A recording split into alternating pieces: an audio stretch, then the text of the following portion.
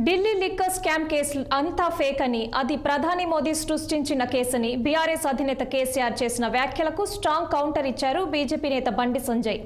Delhi liquor scam కేసుపై కోర్టులో విచారణ జరుగుతోందని, దోషులెవరో నిర్దోషులెవరో కోర్టు తెలుస్తోందని స్పష్టం చేశారు. లిక్కర్ కేసు నుంచి కవిత కడిగిన ముత్యంలా బయటకు వస్తుందని కేసీఆర్ చెప్తోంటే నవ్వొస్తోందని సెటైర్ వేశారు. కేసీఆర్ అన్నట్లుగా లిక్కర్ స్కామ్ కేసుకు, ఎమ్మెల్యేల కొనుగోలు కేసుకు అసలు సంబంధమే లేదని కొట్టిపారేశారు. కేసీఆర్ మత భ్రమించి మాట్లాడుతున్నారని విమర్శించారు. కరీంనగర్ పార్లమెంట్ బీఆర్ఎస్ అభ్యర్థి వినోద్ కుమార్ గెలిస్తే రాజకీయ సన్యాసం తీసుకుంటానని సంచలన ప్రకటన చేశారు బండి సంజయ్. అందరం ఓటేస్తేనే నరేంద్ర మోడీ గారు ప్రధానమంత్రి అవుతారు. ఎందుకంటే ఇంతకుముందు అక్క చెప్పినట్టు ఇవి రాష్ట్రానికి సంబంధించిన ఎన్నికలు కావు, ఇవి నరేంద్ర మోడీని ప్రధానమంత్రి చేసే ఎన్నికలు. మొన్ననేమో రాష్ట్రానికి సంబంధించిన ఎన్నికలు.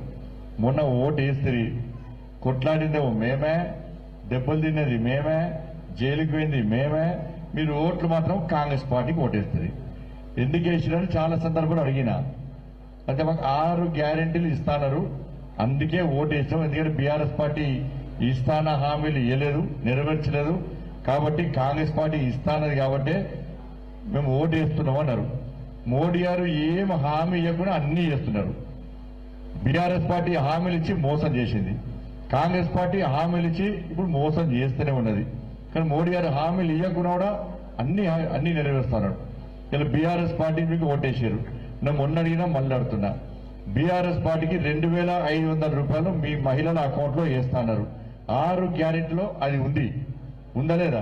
మరి మీకు ఎవరికైనా 2500 రూపాయలు మీ అకౌంట్లో పడ్డాయాక 4000 రూపాయలకి అమ్మ ఉంది. బీడీ కార్మికులు కానీ, పెన్షన్ కానీ, అన్ని రకాల ఆసరా పెన్షన్స్ అన్ని కలిపి 4000 రూపాయలు మీ అకౌంట్లో వేస్తున్నారు.